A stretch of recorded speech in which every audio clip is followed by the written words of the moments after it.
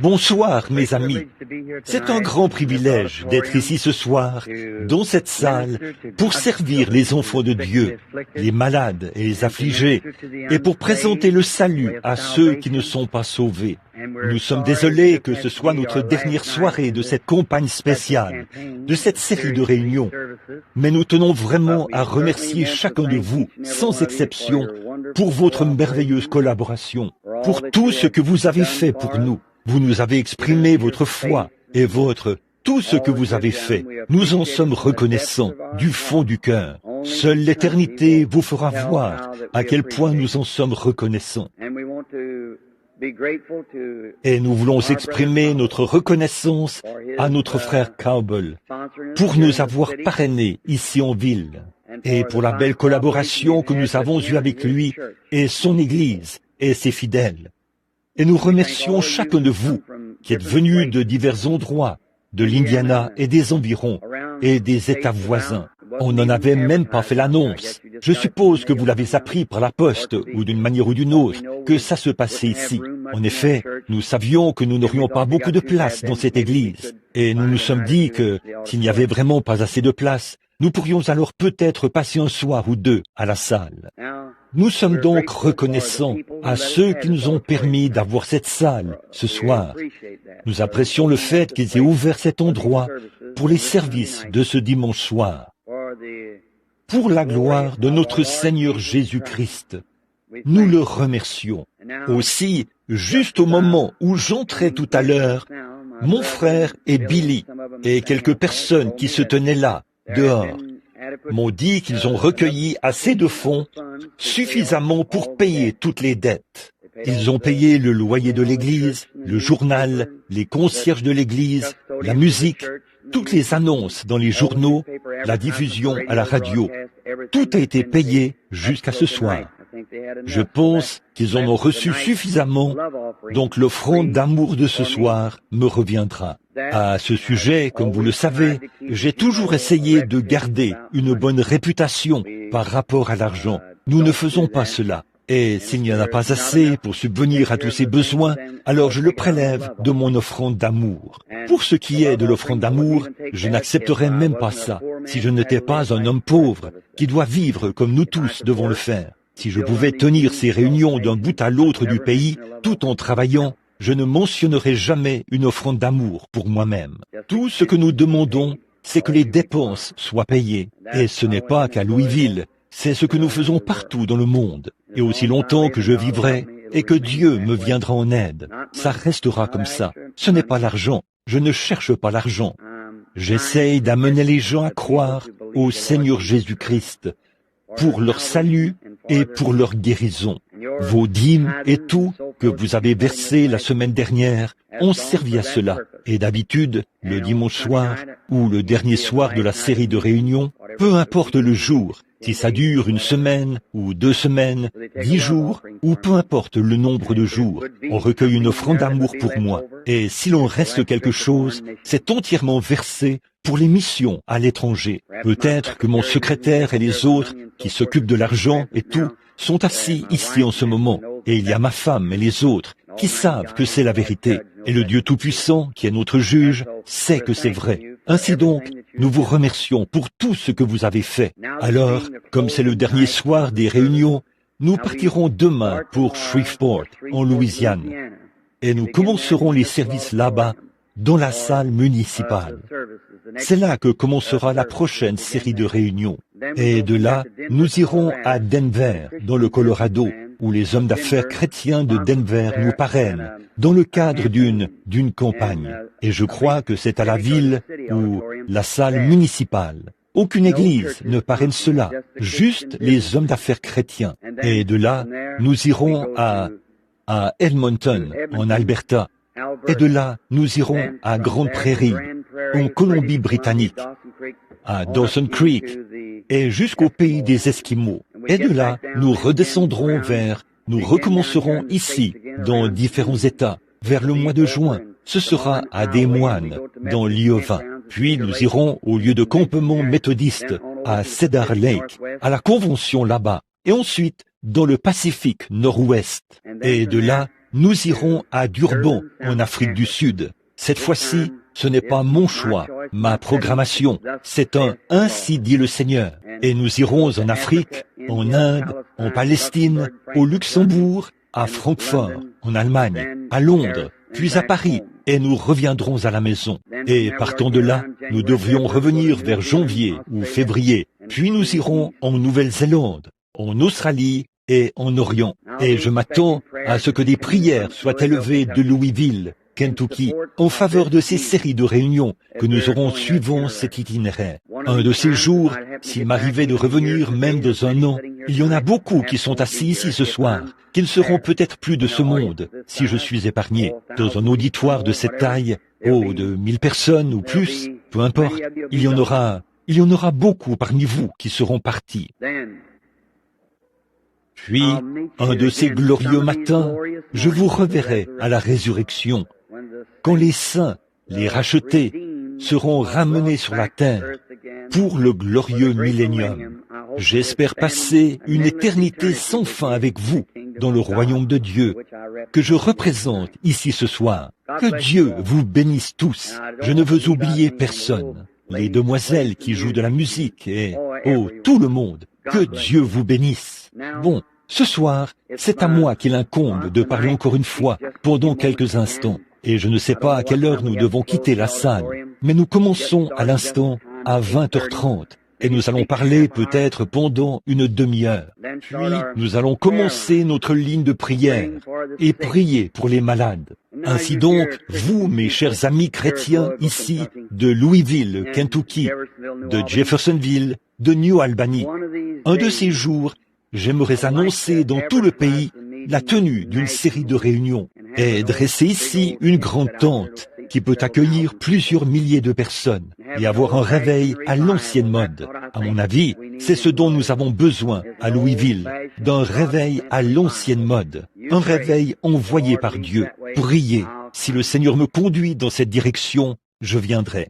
Bon, il y a 2 ou 3 campagnes de guérison en cours dans la ville. C'est pour ça que nous n'en avons pas fait un programme national. Nous sommes juste venus à l'église de Frère Cowbell, vous voyez. Et nous ne sommes pas venus ici pour faire concurrence à ces autres frères. Nous ne croyons pas qu'on doive être en concurrence au sein de la religion de Jésus-Christ. Nous sommes tous frères. Nous travaillons ensemble et faisons tout ce que nous pouvons pour le bien du royaume de Dieu et de chaque église, de chacune d'elles. Il se peut que nous les ministres ayons des points de vue un peu différents, mais pas envers les gens. Nous continuons de croire que le sang de Jésus-Christ nous purifie de toute iniquité. Nous devenons des fils et des filles de Dieu en confessant nos péchés et en acceptant ce sang, quelle que soit l'église dont vous faites partie. Et nous croyons cela de tout notre cœur. Mes réunions sont toujours inter-évangéliques ou interdénominationnelles. Alors nous espérons que Dieu vous bénira tous. Maintenant, lorsque nous visitons une ville ou un endroit, nous ne sommes pas là pour représenter la guérison divine. Nous ne présentons même pas la guérison divine. Nous présentons Jésus-Christ, le Fils de Dieu. Et quand on présente Jésus-Christ, on présente la guérison divine. En effet, ce sont les attributs de sa mort qui nous procurent le salut et la guérison de nos corps. Et aucun homme n'a en lui la puissance qui puisse guérir quelqu'un d'autre. La guérison a déjà été acquise au calvaire. Et la seule chose que nous pouvons faire, c'est de diriger l'homme où cet unique sacrifice entièrement suffisant a été offert par Jésus-Christ, le Fils de Dieu. Une fois là, nous ne faisons que regarder et vivre. Dieu a pourvu d'un moyen et nous l'acceptons. Un ministre ne pourrait pas sauver qui que ce soit. Il ne peut que prêcher l'Évangile s'il est loin du Saint-Esprit et diriger les gens vers l'endroit où ils ont été sauvés. Ils ont été sauvés il y a 1900 ans au Calvaire. Vous devez l'accepter comme votre sauveur personnel maintenant pour recevoir les bienfaits ou les dividendes de sa mort et profiter des attributs de ce pourquoi il est mort. Eh bien, c'est pareil pour la guérison divine. Il était blessé pour nos transgressions, brisé pour notre iniquité. Le châtiment qui nous donne la paix est tombé sur lui. C'est par ses meurtrissures que nous avons été guéris. Tout cela le même jour. par le même homme. Ils sont indissociables. Ils sont parallèles l'un à l'autre. Le sang qui coulait de son dos et celui qui coulait de ses blessures se sont mélangés et ont ruisselé sur ses pieds. Vous voyez, c'est ça. Le salut, la guérison, la paix, la satisfaction, la joie, tout ce dont nous avons besoin au cours de notre voyage terrestre a été pourvu au calvaire. Et Dieu prendra soin de tous ceux qui l'accepteront sur ses bases et qui le croiront de tout leur cœur. Là, Dieu a placé dans l'Église des docteurs, des apôtres, des prophètes, des dons de guérison et, toutes sortes de dons. Il les a placés dans l'Église pour le perfectionnement de l'Église, pour rassembler l'Église. Et maintenant, les jours ont passé depuis la première génération des apôtres. Ils avaient tous les 9 dons qui étaient à l'œuvre dans l'Église. À la 2e génération, ils ont commencé à se refroidir. À la 3e génération, presque tout avait disparu. Ensuite, il y a eu les 1500 ans de l'âge des ténèbres. Puis, il y a eu la réforme. Après la réforme, il y a eu la sanctification. Après la justification, il y a eu John Wesley qui prêchait la sanctification. C'est là qu'il y a eu Calvin, Knox et tous ceux qui sont apparus jusqu'à la Pentecôte, des Nazaréens, cet âge-là. Et maintenant, nous avançons tout droit vers un autre grand âge qui vient pour l'enlèvement de l'Église. Et là, nous vivons au jour de la restauration des dons. Cela a chopé beaucoup de leurs grandes et belles églises. Cela a fait reculer les Nazaréens. Cela fait de beaucoup de pentecôtistes des fanatiques. Mais Dieu continue quand même à avancer, à apporter la foi de l'enlèvement à son Église. C'est vrai. Donc, ce soir, je représente cette foi-là, la foi qui était transmise aux saints une fois pour toutes, sous la forme d'un don divin. Et, à mon avis, les dons et les appels, non pas à mon avis, mais la Bible dit que les dons et les appels sont sans repentir.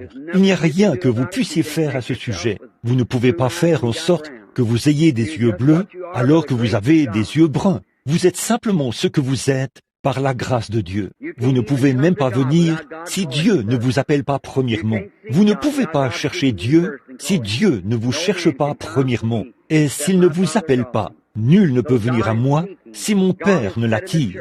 Donc, Dieu cherche. Dieu a placé dans l'Église.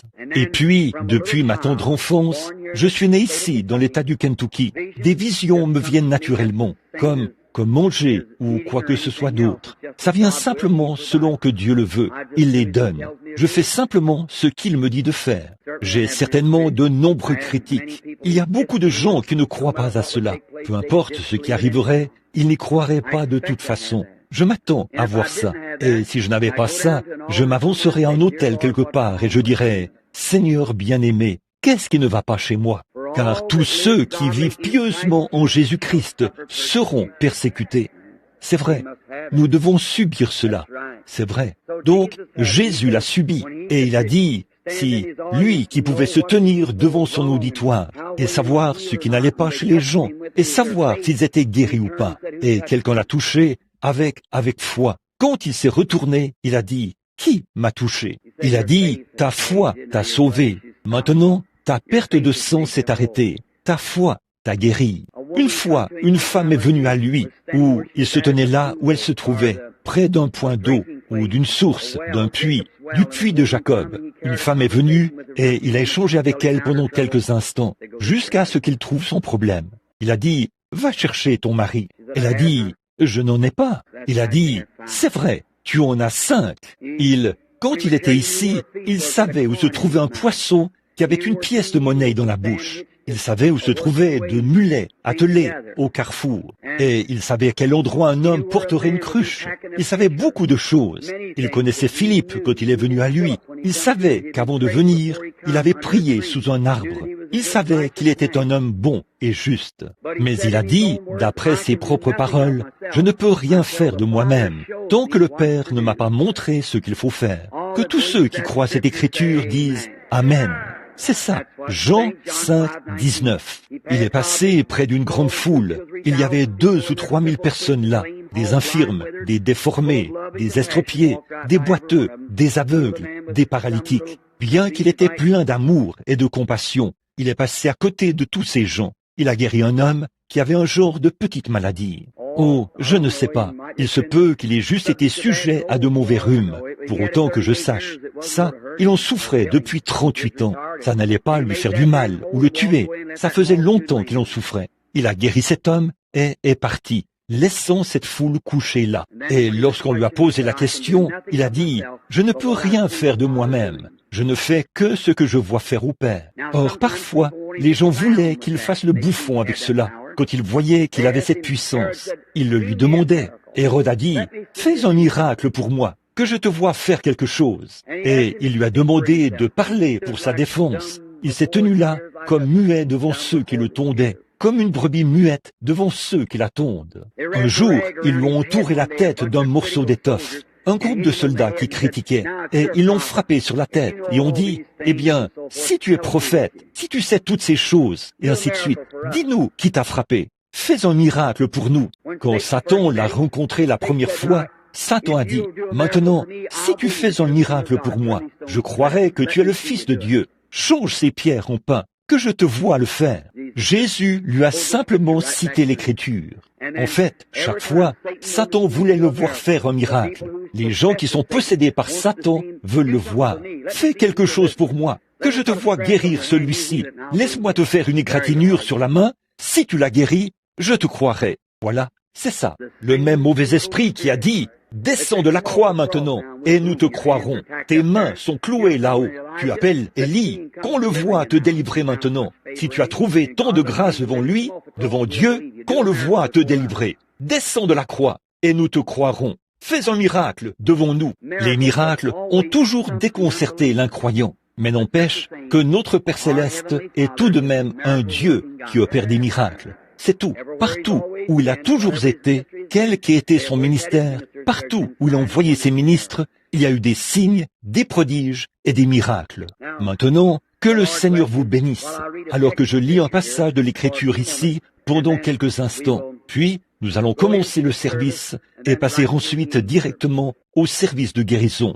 Maintenant, regardez, Jésus, quand il était ici sur terre, il a dit, « Voici, vous ferez, vous aussi, les choses que je fais. Vous en ferez davantage, ou de plus grandes, car je m'en vais à mon Père. » Encore un peu de temps. Je cite Jésus. Encore un peu de temps, et le monde ne me verra plus. Mais vous, vous me verrez, car je serai avec vous, et même en vous, jusqu'à la fin du monde. Jésus-Christ, le même hier, aujourd'hui et éternellement. Combien de chrétiens ici présents ce soir croient de tout leur cœur que Jésus-Christ est ressuscité des morts et qu'il est vivant ce soir? Levez la main. Eh bien, s'il est le même hier, aujourd'hui, éternellement, ne produira-t-il pas ce soir dans son Église la même chose qu'il a faite dans son Église quand il était dans la chair ici sur terre? Voyez, c'est juste le Saint-Esprit, c'est l'Esprit de Jésus-Christ. Il est ici sous une forme spirituelle, tout aussi vivant qu'il l'a toujours été. Ici, il vit en nous, accomplissant les choses qu'il faisait quand il était ici sur terre, en guise de confirmation de sa présence parmi nous. Je serai avec vous, et même en vous, jusqu'à la fin du monde. Que le Seigneur vous bénisse. Prions. Père Céleste, ce soir, reçois la gloire, Père Céleste, des efforts que nous essayons de déployer pour ta gloire. À présent, voici la parole posée ici, sur la chair. Elle est ouverte. Mais qui peut la comprendre? Alors qu'elle est écrite par inspiration, il était promis qu'elle serait cachée aux yeux des sages et des intelligents et révélée aux enfants qui seraient disposés à apprendre. Or, nous te prions, Père, de permettre que nous nous considérions comme des enfants qui ne savent rien, afin que nous puissions apprendre des choses par la révélation du Saint-Esprit. Puisse-t-il prendre la parole de Dieu maintenant et la donner à chaque cœur, selon nos besoins, car c'est en son nom que nous le demandons. Amen. Dans Genèse, il fait un peu chaud ici en haut. Je suppose que c'est aussi le cas dans l'auditoire. Si les concierges voulaient bien augmenter un peu le débit d'air dans le bâtiment pour que les gens soient un peu plus à l'aise, j'en vois qui s'éventent. Maintenant, dans Genèse, chapitre 22, je veux attirer votre attention sur quelques mots ici dans l'Évangile, alors que nous terminons cette série de réunions. J'aime toujours dire ou lire un peu de cette parole, parce que cette parole ne passera jamais, et elle est éternelle, à perpétuité. Et ce soir, si j'avais quoi que ce soit à dire en guise de sujet, j'aimerais parler de ceci. Dieu a pourvu d'un moyen. Il a pourvu d'un moyen pour s'approcher de lui, il a pourvu d'un moyen d'échapper, et il a pourvu d'un moyen pour tout ce dont nous avons besoin.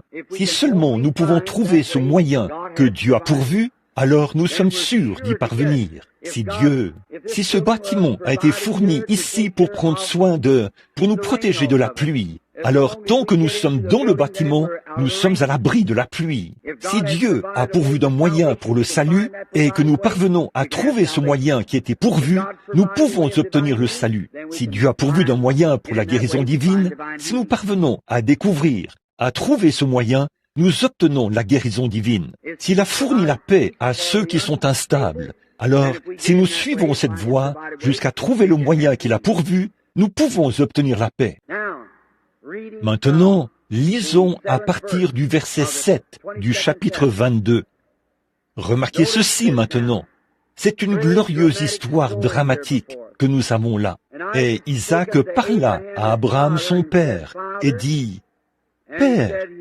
Et il dit, « Me voici mon fils. » Il dit, « Voici le feu et le bois.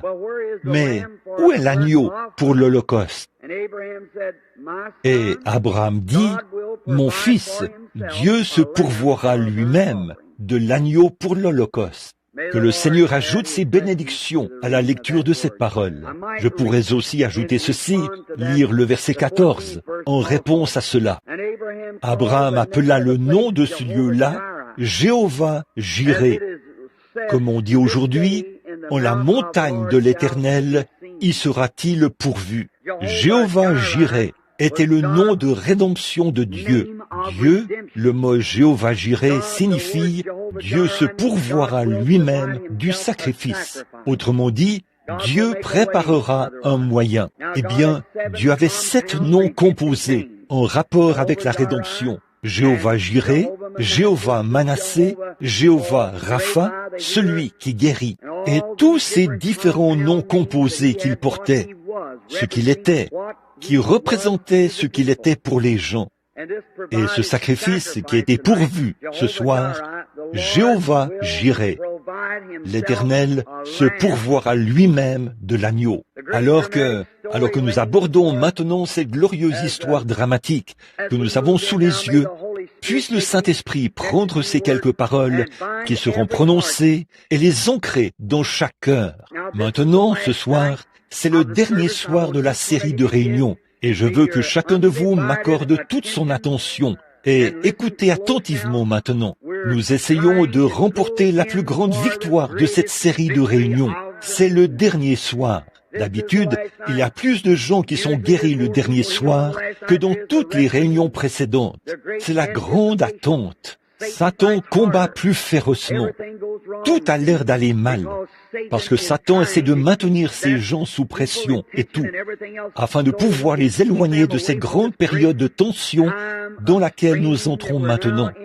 Comme qui dirait, ce grand moment où on donne le coup décisif. Il est déjà battu, acculé au mur. Il a été démasqué et tous ses artifices ont été démasqués. Et des hommes et des femmes ont accepté Jésus-Christ comme leur sauveur. Des personnes atteintes de cancer et de tumeurs et tout ont été guéries. Et les attestations de médecins qui prouvent que c'est la vérité. Voici en ce moment un groupe de gens assis ici ce soir qui sont dans une grande attente. Quant à Satan, s'il peut troubler votre pensée Voilà tout ce qu'il a à faire. Mais avançons pour donner le coup décisif maintenant même, pour complètement chasser Satan et toutes ses puissances de ce bâtiment, afin que Dieu puisse circuler librement pour guérir chaque personne malade pour la gloire de Dieu. Alors, le patriarche Abraham est sorti de Chidéar, loin de la tour de Babel. Son père et lui ont fait route vers la plaine. Et Abraham, âgé d'environ 75 ans, là, Dieu a appelé Abraham par élection et l'a fait sortir de son propre pays et lui a dit qu'il aurait un enfant de sa femme, Sarah, qui avait 65 ans à l'époque. Dieu a fait la promesse. Je veux que vous voyez combien les promesses de Dieu sont si réelles pour ceux qui les acceptent. Et il lui a dit ce qu'il allait faire. Il est parti sans savoir où il allait, mais il a séjourné dans un pays étranger. Dieu, quand il appelle les gens, il exige une séparation totale d'avec toutes les choses du monde, un anéantissement des choses du monde. Séparez-vous et Dieu vous bénira. Sortez du milieu d'eux. Ne participez pas à leurs péchés. Ne vous mettez pas sous un joug avec des incroyants, mais mettez-vous sous un joug avec les croyants, les concitoyens du royaume. Et Abraham a dû prendre sa femme et quitter le pays. Mais par la foi, il a cru Dieu. On ne saurait trouver une explication logique à cela. Il n'y a aucun moyen d'expliquer comment cela aurait pu être possible pour lui, que cette femme qui avait vécu avec lui depuis qu'elle était une jeune fille, et que tous les deux étaient jeunes et en bonne santé, pendant tout ce temps, jusqu'à ce qu'elle ait 40, 50, 60 ans, qu'elle avait probablement passé la ménopause, depuis 25 ans. Et là, Dieu disait, « Tu auras un enfant de cette femme. » Et Abraham a cru Dieu, contre toute logique, contre toute recherche scientifique, même aujourd'hui. Comment une femme de 65 ans pourrait-elle avoir un enfant? Mais Dieu a dit qu'elle l'aurait, et Abraham a cru cela. Alors, il est parti sans savoir où il allait. Et finalement, quand Sarah avait presque 100 ans, Abraham continuait de croire. Je veux que vous voyiez cela.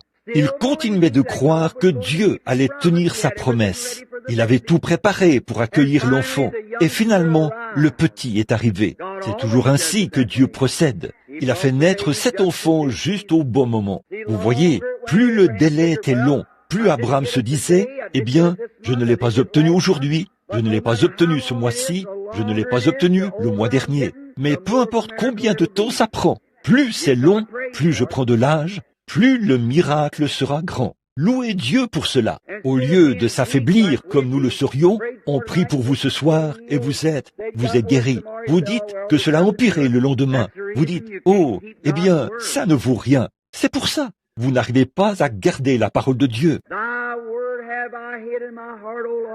Je serre ta parole dans mon cœur, ô Seigneur. C'est David. Serrez la parole de Dieu dans votre cœur. Alors Dieu tiendra cette parole. Dieu doit tenir sa parole. Dieu n'est pas obligé de guérir pour prouver sa puissance, mais il est obligé de guérir pour tenir sa parole. C'est vrai, Dieu n'a pas à prouver quoi que ce soit. Il est Dieu. Mais ce qu'il dit, il est tenu d'exécuter sa parole. C'est pareil pour vous et moi. Nous sommes tenus de respecter notre parole, et Dieu est tenu d'exécuter sa parole. Donc, si la guérison divine est dans la parole, c'est réglé. S'il a été blessé pour nos transgressions, et par ses meurtrissures, nous avons été guéris. C'était ça, le sacrifice. C'est réglé. En ce qui me concerne, c'est tout. Si Dieu l'a fait là, et s'il a promis qu'il le ferait, c'est réglé. C'est ce qu'il en était pour Abraham. Quoi qu'il arrivât, Abraham croyait quand même cela. Peut-être avait-il tout préparé pour accueillir le petit enfant, et Dieu l'a laissé dans la tente jusqu'à ce qu'il ait 100 ans. Puis, il a fait que Sarah, lui, redevienne une jeune femme et un jeune homme. Et il leur a donné l'enfant. Voilà, quel beau tableau nous avons là devant nous, que nous contemplons. Voici que ce jeune homme a maintenant environ 16 ou 17 ans. Le cœur même de ce vieil homme et de cette vieille femme, un charmant petit enfant. Alors Dieu parle à Abraham un soir et lui dit, « Abraham, emmène-le là-haut sur la montagne et offre-le. Tue-le. » Et pourtant, Dieu avait promis à Abraham que, par Isaac, toutes les nations du monde seraient bénies. Comment pouvait-il maintenant, après toutes ces années d'attente en croyant, maintenant, après tout ce temps, comment le bébé, le seul espoir quant à la promesse de Dieu, et voici que Dieu disait à Abraham de détruire tout l'espoir qui lui restait. Vous voyez comment Dieu agit par des tests. Dieu permet parfois que votre situation empire un peu après qu'on a prié pour vous, juste pour vous tester. Les tests et les épreuves de la foi. Mais celui qui persévère, voilà, c'est ça. Tenez bon, prenez Dieu au mot, croyez-en chaque parole. Peu importe ce que quoi que ce soit d'autre dit ou fait, croyez cela quand même. Quelles que soient les circonstances, croyez Dieu quand même. Alors là, Dieu lui a dit, prends le garçon et emmène-le là-haut. Je vais bénir le monde entier par lui. Tu as attendu pendant toutes ces années. Maintenant, tu as 100 ans, environ 116, 118 ans. Maintenant, je veux que tu prennes ce jeune homme, que tu l'emmènes là-haut sur la colline et que tu le tues. Oh là là, ça semblait très étrange, déraisonnable, que Dieu demande à Abraham de faire périr son fils unique. Mais maintenant, derrière cette histoire, nous voyons le tableau qu'il était en train de peindre. Dieu qui donne son fils unique. Abraham n'avait pas voulu le dire à sa mère, puisque cela lui aurait certainement brisé le cœur. Il a sellé des mulets, a pris quelques serviteurs et s'est dirigé vers la montagne. J'aime vraiment cette partie-ci. Puis il s'est approché du lieu où se trouvait la montagne. Et il a dit au serviteur, « Toi, attends ici. Le jeune homme et moi, nous irons là-bas pour adorer. Puis, le jeune homme et moi, nous reviendrons. » Comment allait-il revenir alors qu'il y allait pour le tuer? Mais Abraham savait une chose, c'est il l'avait reçu dans une préfiguration, comme quelqu'un d'entre les morts, et Dieu était capable de le ressusciter des morts. Dieu pourvoirait d'un moyen d'échapper, d'une manière ou d'une autre. Comment? Il ne le savait pas. Dieu lui avait dit de l'amener là-bas pour le tuer, et c'était la seule chose qu'il avait à faire. Toi, attends ici. Le jeune homme et moi irons là-bas pour adorer. Puis, le jeune homme et moi reviendrons. Remarquez, le petit Isaac a porté le bois et a gravi la colline. Le père le conduisait. Isaac le suivait avec le bois sur le dos. Regardez ça, une magnifique image de près de 800 ans plus tard. Dieu qui conduirait au calvaire son propre fils, qui porterait le bois sur son dos afin de l'offrir en sacrifice. Une image de Dieu qui pourvoirait d'un moyen d'échapper. Eh bien, lorsqu'Abraham est arrivé au sommet de la montagne, il a roulé les pierres et les a rassemblées. Il a bâti un autel, y a disposé le bois. Le petit garçon a dit, « Père ?» Il a répondu, « Me voici, fiston. » Il a dit, « Voici l'autel, voici le bois. Mais où est l'agneau pour le sacrifice ?» Et Abraham, d'une voix tremblante, a dit, « Dieu pourvoira de l'agneau pour le sacrifice. » Regardez ce moment sombre. Pourtant, la foi pure ne lui permettait pas de douter de Dieu. Remarquez, oh, il m'arrive parfois de regarder cette histoire et de pleurer de joie. Abraham a lié les mains de son propre fils et l'a mis sur l'autel. Il a retiré le couteau de sa ceinture et il était prêt à ôter la vie à son fils parce que Dieu lui avait dit de le faire. Et à ce moment-là, une voix venant du ciel s'est écriée. Elle a dit, « Abraham, n'avance pas ta main. » Et là, le Saint-Esprit lui a saisi la main et a dit, « Je vois que tu n'as pas refusé ton propre fils. Je sais que tu m'aimes. » Et à peu près à ce moment-là, quelque chose s'est mis à bêler dans le désert. Pris là-bas, un petit bélier se trouvait là. Dieu a pourvu du sacrifice. Regardez bien, un bélier. Il fallait que ce soit un mouton, un mâle, un bélier, un type de Christ qui prendrait la place de la mort. Voilà le sacrifice pourvu par Dieu. Et Abraham a offert ce sacrifice à la place d'Isaac. Quelle magnifique image, là! Remarquez, Dieu a toujours pourvu d'un moyen. Il pourvoira d'un moyen ce soir, pour chacun de vous. Et Israël, quand ils étaient en Égypte, ils étaient en esclavage, et ils avaient des ennuis, et ils se sont mis à crier à Dieu pour réclamer la délivrance. Remarquez, Dieu ne pourvoit que lorsque nous sommes dans la parole de Dieu. Israël avait la parole de Dieu qui leur disait qu'ils partiraient de là un jour. Alors, ils se sont mis à crier à Dieu, selon la volonté de Dieu, pour que Dieu pourvoie à ce qu'il avait promis de faire. Voilà, c'est cela. Lorsque vous priez pour demander quelque chose qui est en dehors de la volonté de Dieu, vous ne pouvez pas avoir la foi pour cela. Mais si Dieu promet quelque chose, je crois qu'il tiendra sa parole. Donc, il le savait. C'est pour cela qu'Abraham savait que Dieu le délivrerait d'une manière ou d'une autre, parce qu'il avait promis que par Isaac, toutes les nations du monde seraient bénies. Là-bas, en Égypte, les enfants d'Israël savaient que Dieu leur avait promis la délivrance. Alors, ils se sont mis à prier pour obtenir l'effet de la promesse. Vous dites, frère Branham, quant à la guérison divine, si je savais que Dieu a promis cela, très bien, prenons ceci un instant. Jacques 5, 14. S'il n'y a pas de campagne de guérison quelque part dans la ville, il a dit, si quelqu'un parmi vous est malade, qu'il appelle les anciens de l'Église, qu'on loigne d'huile et qu'on prie pour lui. La prière de la foi sauvera le malade. C'est la parole de Dieu, le moyen pourvu par Dieu. C'est vrai. Remarquez, quand Israël s'est mis à crier, Dieu s'est mis à écouter et il a pourvu d'un moyen d'échapper. Il leur a envoyé Moïse. Comme c'était étrange, après avoir réclamé la délivrance à grands cris, quand la délivrance leur a été apportée, ils ne l'ont pas reconnue. Ils l'ont refusé. Et ils ont dû souffrir encore 40 ans. N'est-ce pas là un exemple typique d'aujourd'hui? Dieu vous apporte quelque chose et vous en avez peur. Dieu vous a envoyé le Saint-Esprit. À vous qui n'aimiez pas ces églises formalistes, les religions ritualistes, Dieu vous a envoyé le Saint-Esprit. Un grand nombre de ces gens en ont peur. Un soir, les disciples étaient sur le point de faire naufrage dans un petit bateau qui ballottait sur la mer, et ils ont appelé à l'aide.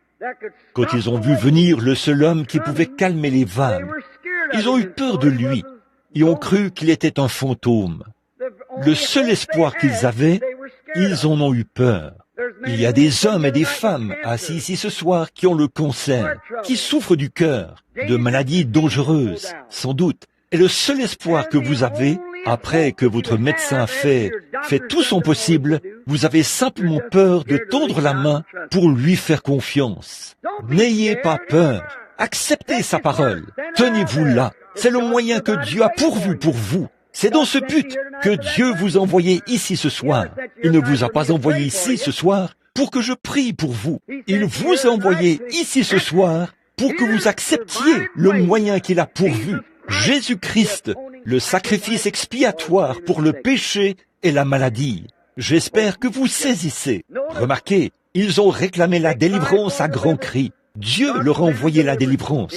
Ils ont dû attendre encore 40 ans avant de la recevoir. Dans le désert, Dieu avait promis qu'il pourvoirait à tout ce dont ils avaient besoin. Ils n'avaient plus de pain. Et le même Jéhovah Jireh, Dieu pourvoira du sacrifice pour Abraham. 400 ans plus tard, il était toujours Jéhovah Jireh pour pourvoir à tout ce dont ses enfants avaient besoin. Voilà, c'est ça. Je veux que ça descende très profondément, sous la 5e côte du côté gauche. Écoutez, il est toujours Jéhovah Jireh, le sacrifice pourvu par l'Éternel. Acceptez-le. N'essayez pas de raisonner la chose. N'essayez pas de raisonner. Vous ne pouvez pas raisonner. Les moyens de Dieu, on ne peut pas les comprendre. On ne raisonne pas au sujet de Dieu. On ne le connaît pas par la connaissance. On ne le connaît pas par l'instruction. On le connaît par une seule chose, la foi. On ne peut pas raisonner. Il est déraisonnable de croire qu'on puisse raisonner la chose. On ne le peut pas. On doit simplement l'accepter. Remarquez, encore, en ce moment vraiment particulier, ils manquaient de pain. Qu'allaient-ils faire? Si Dieu leur avait dit qu'ils allaient au pays promis, c'était à Dieu de prendre soin d'eux jusqu'à ce qu'ils y arrivent.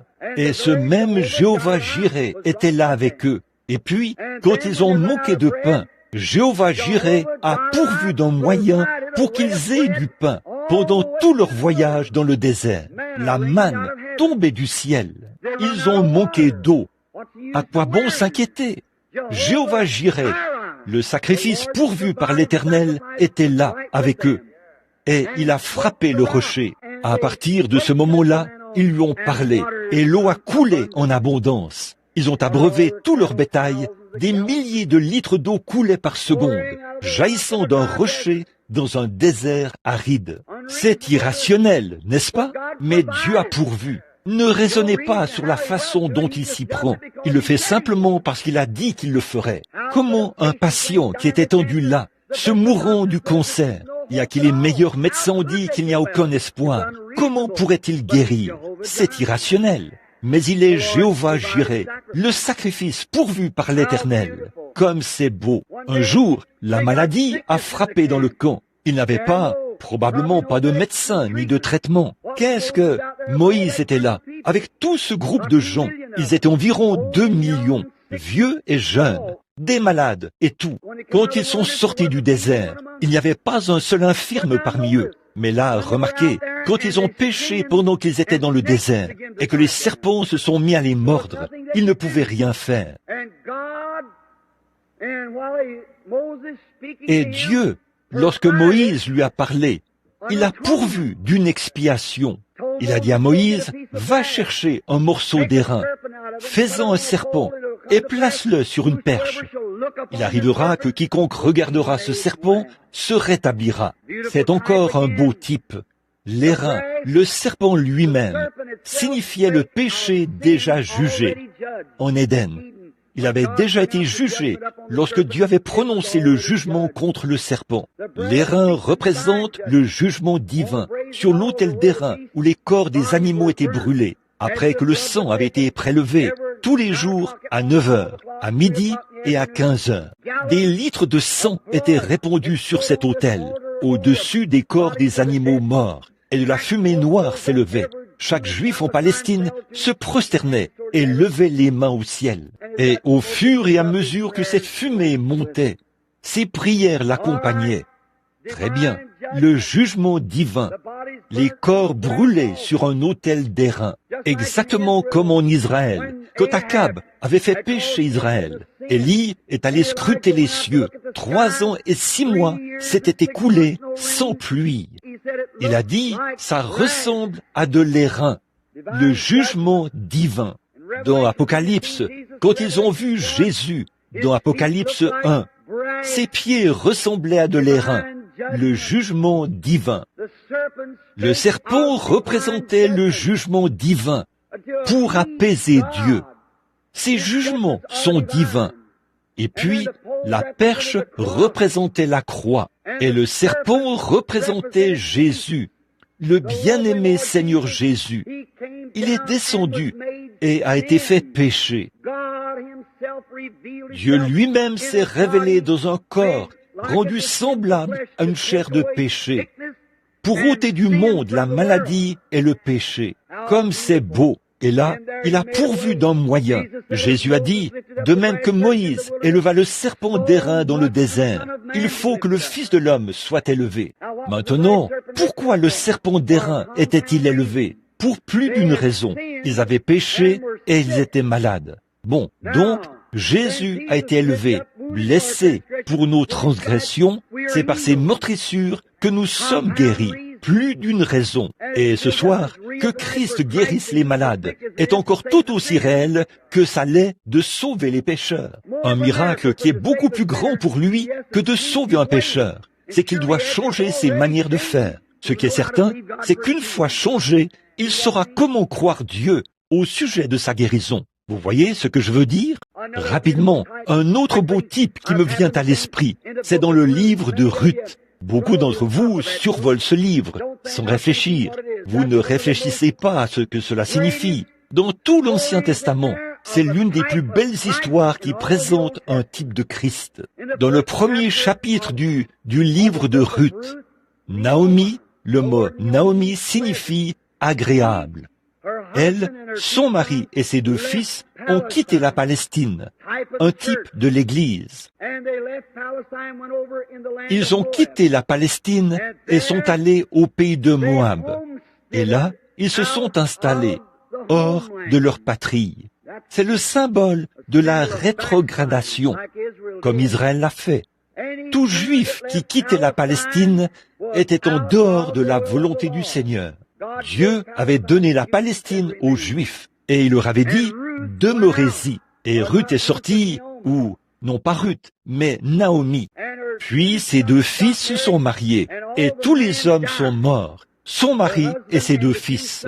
Elle a entrepris de retourner chez elle. Ses belles-filles ont fait un bout du chemin avec elle.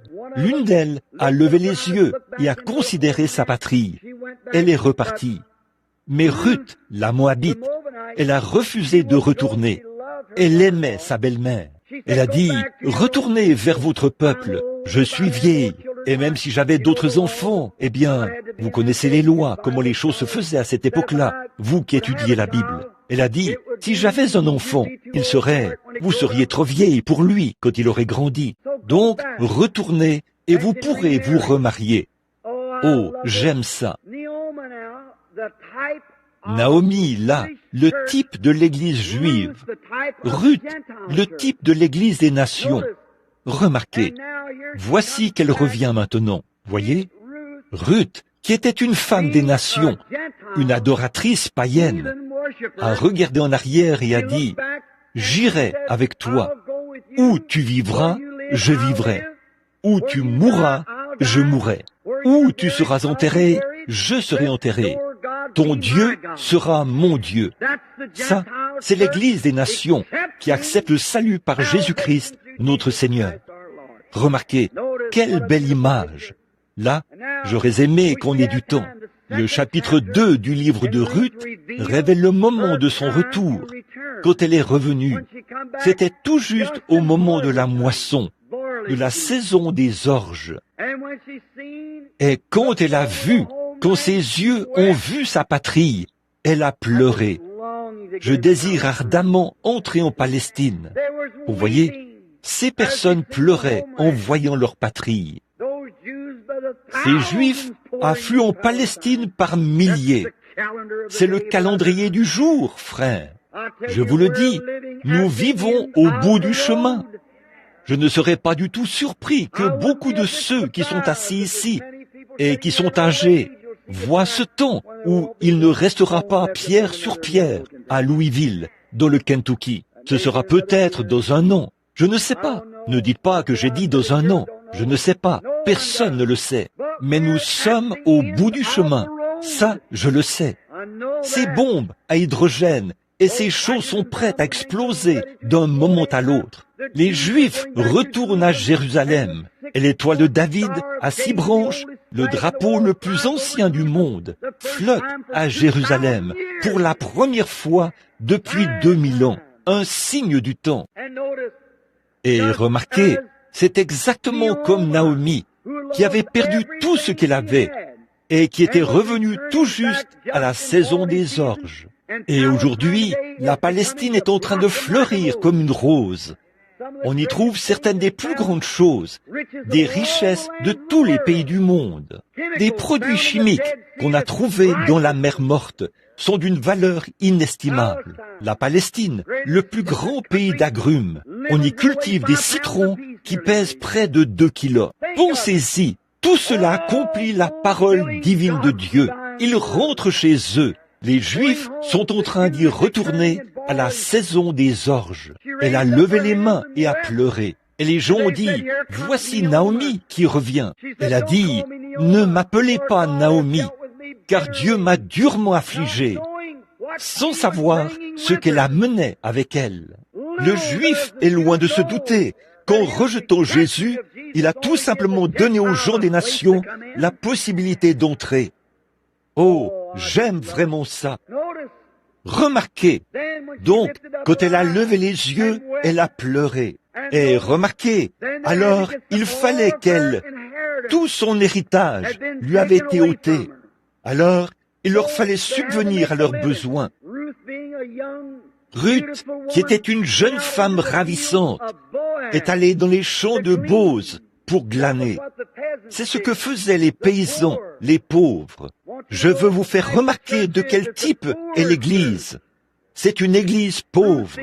Ruth, qui était un type de l'épouse des nations, là, elle marchait derrière les moissonneurs pour ramasser quelques pailles qui contenaient du blé, l'égrener comme ça et le mettre dans un sac pour subvenir à leurs besoins. Elle glanait, pieds nus, dans les champs de Bose. Et Bose était le seigneur de la moisson. Il représentait Jésus-Christ, le Fils de Dieu. Remarquez, le grand seigneur de la moisson. Et il est venu pour parcourir ces champs du regard. Il a vu les glaneurs qui étaient là. Il a vu les moissonneurs. Dès qu'il a posé les yeux sur Ruth, il est tombé amoureux d'elle. Christ, de son Église. Il a dit, « Qui est cette jeune fille qui glane dans les champs ?» Ils lui ont dit, « Ruth. » On l'a ramenée. L'Église juive, sous la conduite de la colonne de feu, sous la conduite de Jéhovah, a ouvert le chemin par l'Ancien Testament aux chrétiens remplis du Saint-Esprit du Nouveau Testament. Ils l'ont amené avec eux. Oh, si nous avions le temps de nous arrêter un peu là-dessus. Remarquez leur retour. Puis il a dit qu'elle vienne s'asseoir à l'ombre et qu'elle mange avec nous. Oh, si nous avions le temps d'insister là-dessus. Remarquez, par la suite, Bose l'a observée et a vu qu'elle était une femme vertueuse. Ça, c'était certainement la sainteté. Alors, il a fait le tour pour donner des instructions à tous les moissonneurs. Il leur a dit, « Bon, quant à vous, lorsque cette jeune fille marchera derrière vous, sans qu'elle le sache, il a dit, mais là, lorsqu'elle sera derrière vous, de temps en temps, laissez tomber une poignée supplémentaire pour qu'elle puisse la ramasser. Oh là là, allez ça et là, tenir une petite réunion par ici, puis une réunion de prière dans un foyer, se faire ridiculiser, être tourné en dérision par les autres moissonneurs, ramasser une paille ça et là et l'égrener. Avoir une petite bénédiction ici et rouler sur une distance de 80 kilomètres pour en avoir une autre. Mais je suis si reconnaissant d'avoir une grosse poignée de gens, de temps en temps. La petite église, née de nouveau, qu'on trouve dans un réveil à l'ancienne mode. Une poignée. Lorsqu'elle ramassait cela, je suppose, elle a dit « Que le Seigneur soit béni ». Elle les égrenait. Et le soir, elle en avait un sac plein. Bose, qui représentait Christ, s'est rapidement rendu à la ville. Il ne voulait pas que cette jeune fille lui échappe. Il a dit, « À qui appartient-elle » On lui a dit, « À Naomi ». Et l'Église juive orthodoxe a donné naissance à l'Église des nations. C'est vrai. Il a dit, « Qui est-elle » On lui a dit, « Elle appartient à Naomi ». Alors elle va. Puis il s'en va. Il dit, « Maintenant, il me faut racheter tout ce qu'elle possède. » Or, selon la loi de la rédemption, dans l'Ancien Testament, il fallait que ce soit fait par un parent rédempteur. Selon l'exigence de la loi, ce n'est pas n'importe qui pouvait racheter des biens perdus.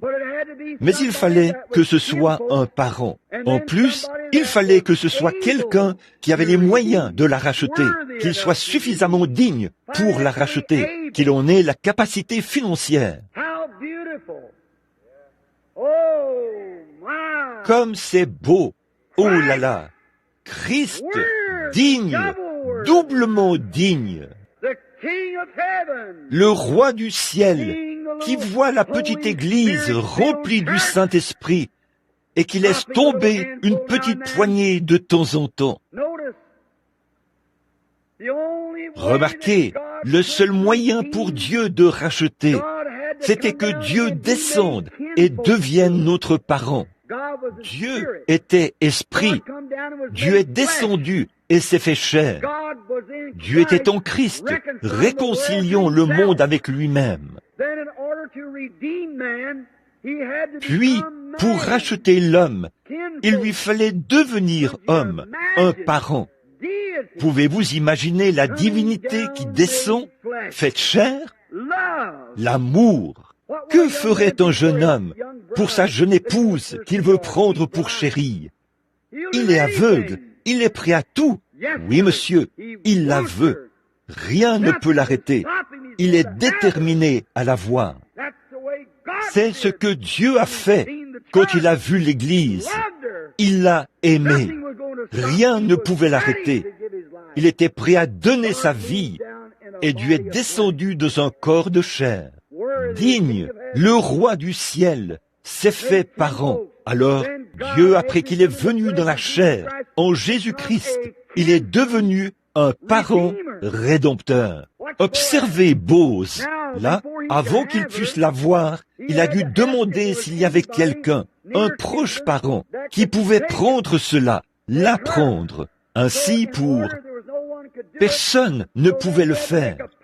Alors, il a dû rendre un témoignage public devant Israël pour faire savoir qu'il avait racheté Naomi.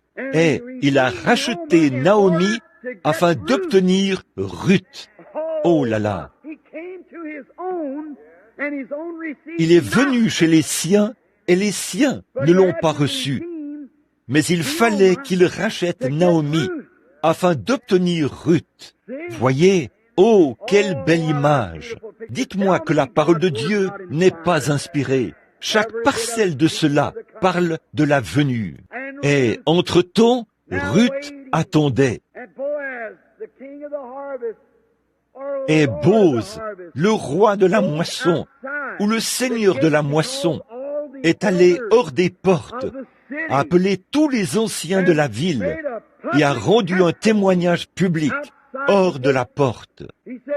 Il a dit, « Vous tous, observez bien ceci. » Il a ôté son soulier. Il l'a enlevé devant eux, en guise de témoignage.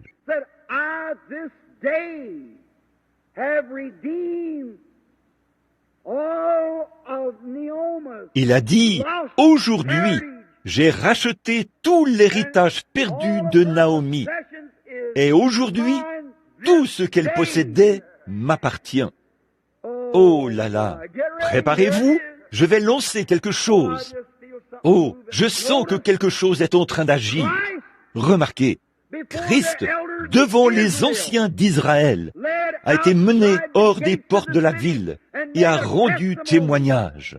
Il a été blessé pour nos transgressions. C'est par ses meurtrissures que nous avons été guéris. Un témoignage public. Il a racheté l'Église. De quoi? De ce qu'elle avait perdu. Dans le jardin d'Éden, nous ne connaissions pas la maladie. Dans le jardin d'Éden, nous ne connaissions pas le péché. Dans le jardin d'Éden, nous ne connaissions pas la mort. Et Dieu a tant aimé le monde qu'il a donné son Fils unique. Et il a rendu témoignage hors de la porte qu'il avait pourvu d'un moyen d'échapper à tous ceux qui voulaient venir. Quelle belle image! J'espère que vous le voyez.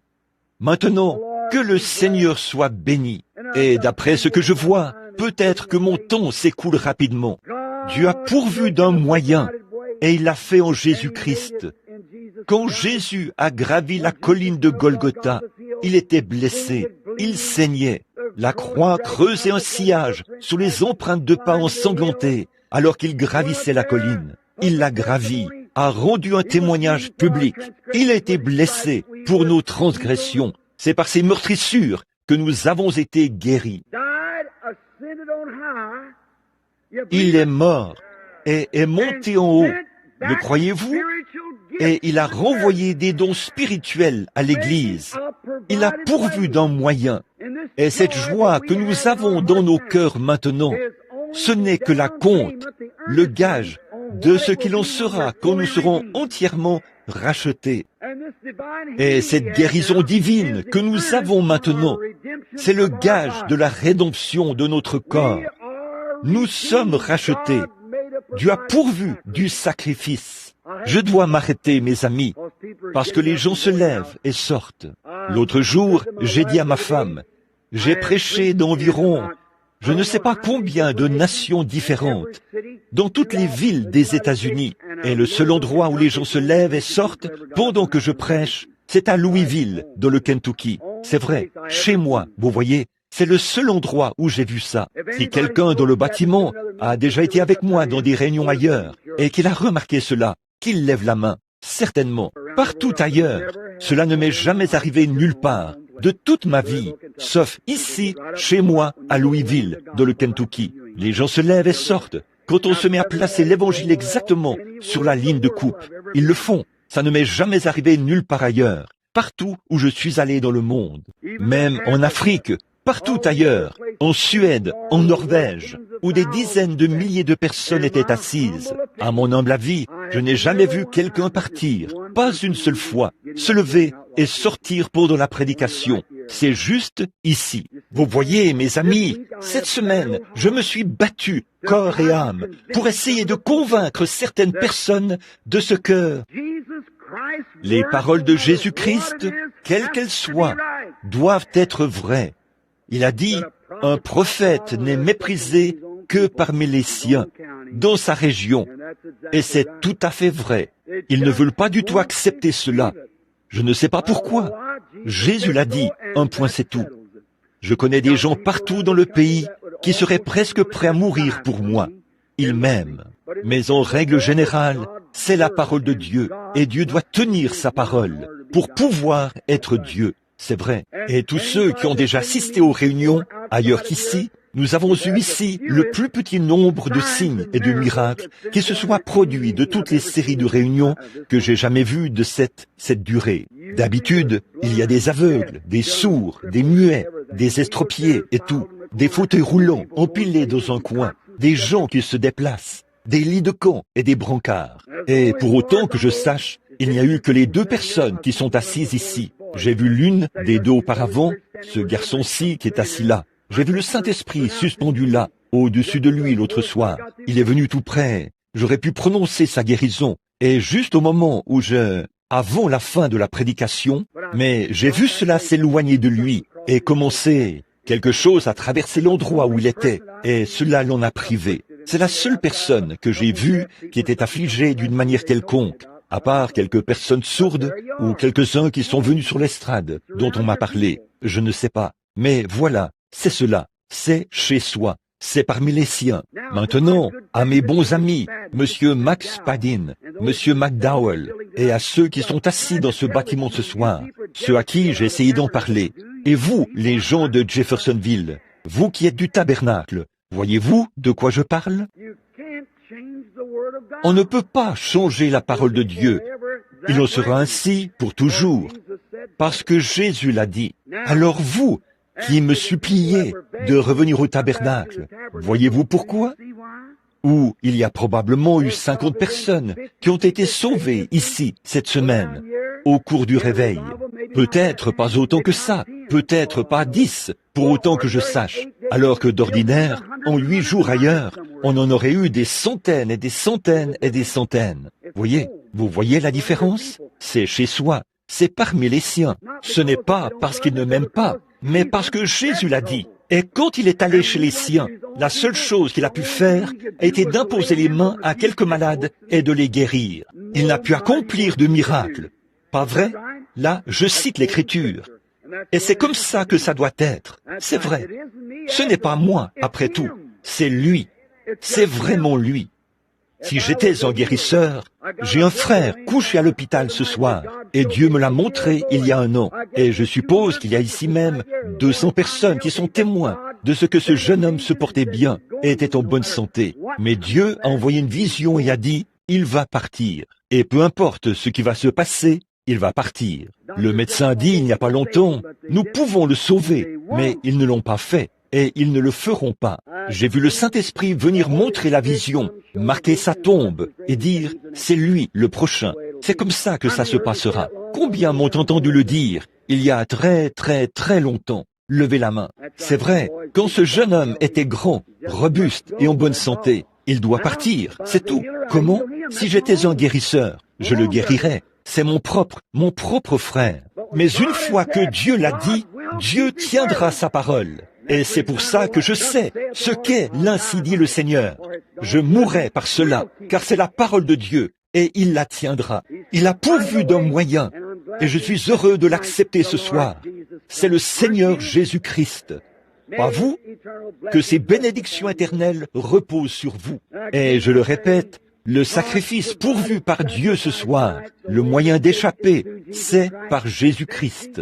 Alors Jésus-Christ a pourvu d'une église pour les incroyants, afin qu'ils puissent venir voir la manifestation de sa résurrection et savoir sans l'ombre d'un doute qu'il est ressuscité des morts. Jésus est ressuscité des morts. Il a pourvu d'un moyen pour que celui qui veut puisse regarder et vivre. Mais si vous refusez de regarder, qu'est-ce qui vous reste si ce n'est la mort?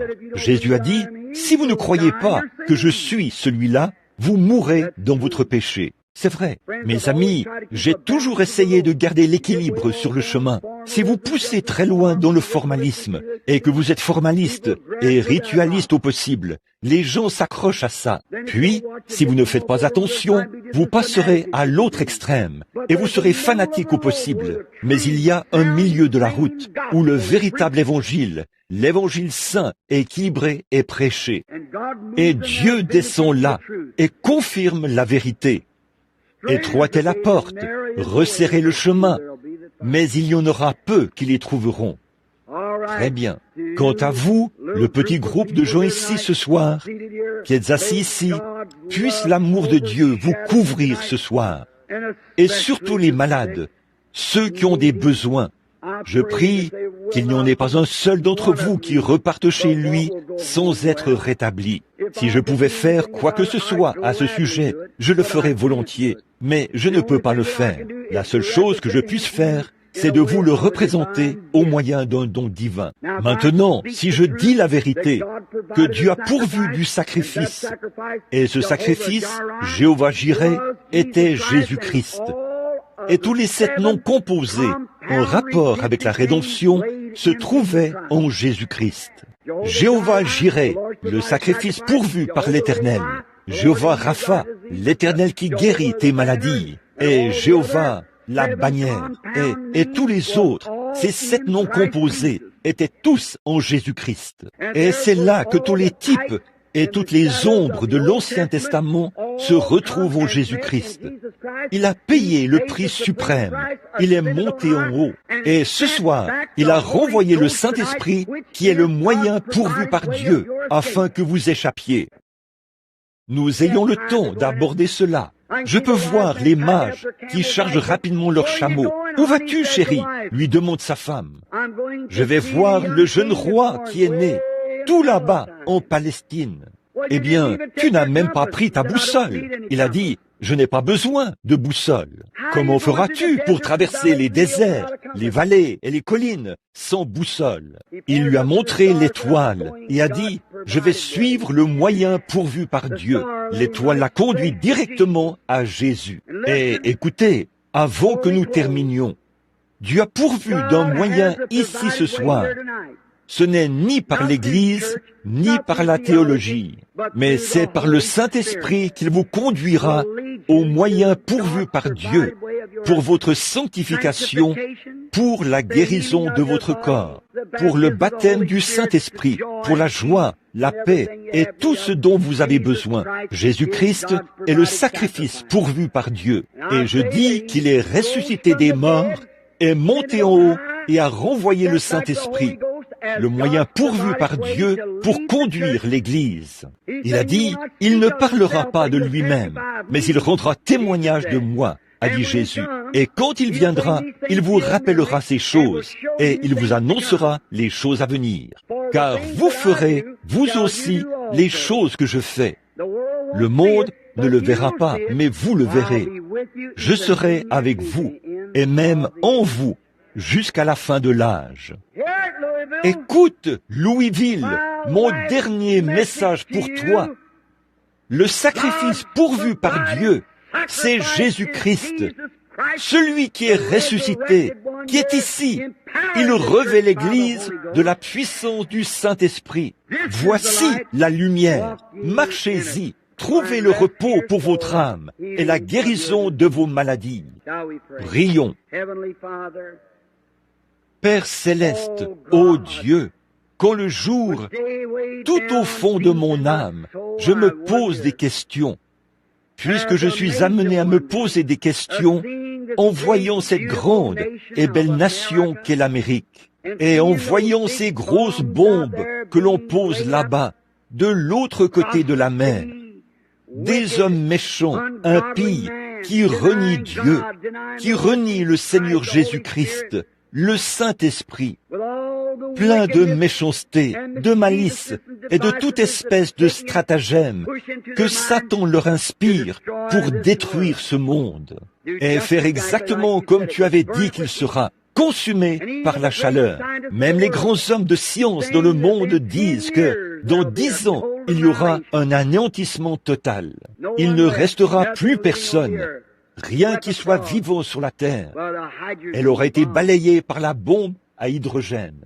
Ô Dieu, il y a ici ce soir des hommes et des femmes qui ne sont pas prêts. Cette semaine, tu as été glorieux pour nous. Nous nous sommes assis dans les lieux célestes en Jésus-Christ. Et nous te remercions pour ces bien-aimés saints de Louisville. Ô Dieu, au sortir de cette réunion, puisse-t-il aller partout porter la voix de l'avertissement.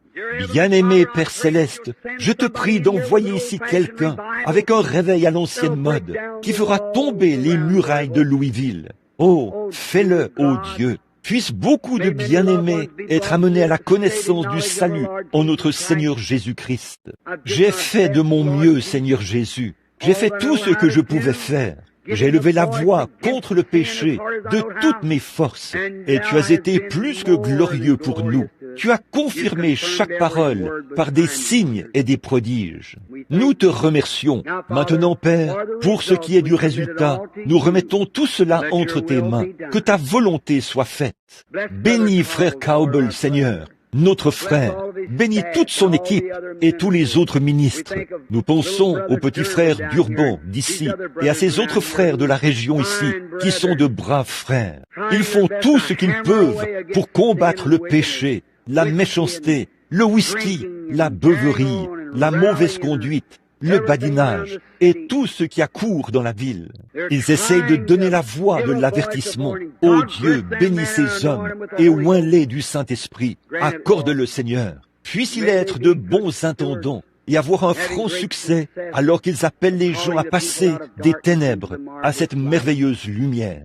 Et maintenant, Seigneur, alors que c'est notre dernière réunion ce soir, ne veux-tu pas venir? Viens encore une fois, glorieux Saint-Esprit, puissance divine, et couvre-nous de ta bénédiction. Puisse l'ange de Dieu se tenir ici sur l'estrade, comme témoin de la résurrection, du sacrifice pourvu par Dieu, le Seigneur Jésus-Christ.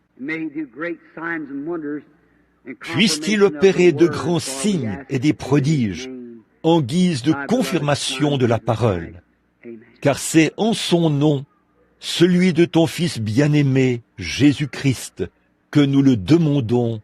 Amen. Que le Seigneur vous bénisse, amis chrétiens. Maintenant, je veux prier pour les malades. Je veux vous demander maintenant, juste avant cela, y a-t-il quelqu'un qui soit présent dans ce bâtiment, qui n'est pas sauvé, qui n'a même pas encore été converti et qui voudrait demander à Christ de pardonner ses péchés? Je vous le demande ouvertement et sans façon. Je crois que vous serez assez hommes ou assez femmes, assez garçons ou assez filles pour le faire. Si vous n'avez jamais accepté Jésus comme votre sauveur personnel et que vous voulez le faire maintenant, voulez-vous vous lever en tant que croyant pour dire, à partir de cette heure, Je serai désormais un croyant en Jésus-Christ. Que Dieu vous bénisse, monsieur. Que Dieu vous bénisse, madame. Que Dieu vous bénisse, madame. Que Dieu vous bénisse, madame. En faisant cela, vous confessez votre foi en Jésus-Christ. Environ 5 âmes seraient allées dans une éternité ténébreuse si elles étaient mortes il y a 5 minutes. Si elles meurent maintenant, elles sont couvertes par le sang. Une de plus, où est-elle? Tout au fond. Que Dieu vous bénisse. Oui, mon frère. Que Dieu vous bénisse, frère. C'est que Dieu vous bénisse. Que Dieu vous bénisse, sœur. C'est ça, cette vieille et rugueuse. Que Dieu vous bénisse, frère. Vous acceptez Jésus. Que Dieu vous bénisse, frère. Que Dieu vous bénisse. Quelque part au balcon, que Dieu vous bénisse, sœur. C'est merveilleux. Oh là là, j'aimerais que nous ayons de la place ici pour un bond des pénitents à l'ancienne mode et pour un appel à l'autel. C'est ce dont nous avons besoin maintenant même. Combien ici disent, Frère Branham, j'ai été un pécheur, mais maintenant je confesse, j'accepte dans mon cœur Jésus-Christ, le sacrifice pourvu par Dieu. Environ 2 douzaines de gens se sont levés. Voulez-vous vous lever et dire, que Dieu vous bénisse, que Dieu vous bénisse, jeune homme. C'est bien, que Dieu vous bénisse. Quelqu'un d'autre veut se lever pour dire, j'accepte Jésus-Christ maintenant même comme mon sauveur. Je fais cette confession ouvertement devant les gens et devant Dieu, que j'accepte maintenant le remède de Dieu pour mon péché, Jésus-Christ. Est-ce qu'il y en aurait un autre ici, quelque part?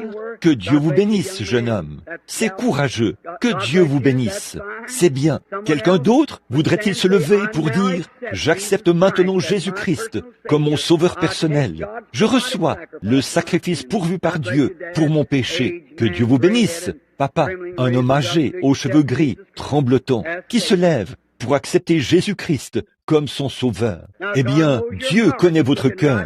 Il est en train de vous regarder. Que Dieu vous bénisse, jeune homme. Je vous ai vu vous lever là-bas, vous qui portez un tricot rouge. Très bien. Quelqu'un d'autre veut se lever pour dire, j'accepte. Que Dieu vous bénisse. Et vous, la dame et le jeune garçon là-haut, que Dieu vous bénisse. Que Dieu, quand vous vous levez publiquement devant cet auditoire, votre nom est inscrit dans le livre de vie de l'agneau. Celui qui me confessera devant les hommes, je le confesserai devant mon Père et devant les saints anges. Si vous avez honte de moi ici devant les hommes, j'aurai honte de vous en ce jour-là. Avez-vous été pécheur et vous voulez être pardonné? Toute autre personne qui ne s'est pas encore levée et qui veut se lever, juste pour accepter le sacrifice pourvu par Dieu pour votre péché, voudriez-vous vous lever? Certains, que Dieu vous bénisse, que Dieu vous bénisse.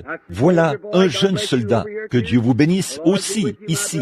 Que le Seigneur soit avec vous, mon frère. Quelqu'un d'autre? Très bien. Que Dieu vous bénisse, madame. Que Dieu vous bénisse, sœur. C'est bien. Quelqu'un d'autre veut recevoir la vie éternelle en acceptant Jésus-Christ? Que Dieu vous bénisse. Oui, que Dieu vous bénisse. Vous 3 au balcon. N'est-ce pas merveilleux? Une trentaine de gens, ou plus, maintenant. Très bien. Que Dieu vous bénisse. Voilà le moyen. Acceptez Jésus, le sacrifice pourvu par Dieu. Il est Jéhovah Jireh. Très bien. Que le Seigneur vous bénisse là, au balcon, ma sœur, et vous donne la vie éternelle. Maintenant, vous avez trouvé grâce devant Dieu. Il n'y a pas un seul chrétien ici, s'il sait quoi que ce soit au sujet de Dieu, qui ne sait pas qu'au cours des 5 dernières minutes, l'atmosphère a complètement changé dans ce bâtiment. C'est vrai, voyez, c'est au moment le plus sombre que Jésus vient. Quelqu'un d'autre veut dire, j'accepte maintenant Jésus-Christ. Que Dieu vous bénisse, madame. Je l'accepte. Je veux que mon nom soit écrit dans son livre. Je l'accepte maintenant même, comme le chef suprême de ma vie. Que Dieu vous bénisse, monsieur. Que Dieu vous bénisse. Quelqu'un d'autre, un rétrograde, voudrait se lever pour dire, j'ai déjà été un chrétien, frère Branham, mais je me suis éloigné. J'ai été loin de Dieu. Ce soir, je rentre à la maison. Que Dieu vous bénisse, sœur. Que Dieu vous bénisse, frère. Oh, Dieu vous voit. Que Dieu vous bénisse, madame. Que Dieu vous bénisse, frère. Que Dieu vous bénisse, sœur. Que Dieu vous bénisse, sœur. C'est ça. Oh là là. Que Dieu vous bénisse, frère. Je vous vois au balcon. Que Dieu vous bénisse. Que Dieu vous bénisse. Vous, le frère qui a les mains levées. Quelqu'un d'autre? Que Dieu vous bénisse, madame. C'est merveilleux. Que Dieu vous bénisse, sœur. C'est merveilleux. Continuez simplement à venir. Que Dieu vous bénisse, sœur. Je vous vois debout. Que Dieu vous bénisse, monsieur, là-haut sur l'estrade. Vous qui avez la main levée, que Dieu vous bénisse. Au fond, tout au fond, est-ce que quelqu'un voudrait dire, frère Branham, je suis en rétrograde en ce moment, je rentre à la maison, j'accepte mon remède, Jésus-Christ, le sacrifice qui a été pourvu pour ma rétrogradation. Je rentre à la maison ce soir même, je règle ça ici même, tout de suite et pour toujours. Et je sais que lorsque thine arm of love, Lord, I'm coming home, coming home, coming home, never more to roam. Open wide thine arm of love, Lord, I'm coming home. Wonder if we can hum it. je me demande si nous pourrions le fredonner. Pendant qu'on le fredonne, y en a-t-il un autre encore qui voudrait dire, Seigneur, tu me vois, je me lève, je rentre à la maison maintenant, j'en ai assez d'errer, d'avoir une paix instable. J'accepte ton moyen d'échapper, Jésus-Christ, comme mon sauveur. Je viens maintenant, Seigneur, tel que je suis. Je viens, je lève la main. Je vais me lever pour que tu vois, tout comme cet auditoire, que je crois maintenant et que je rentre à la maison.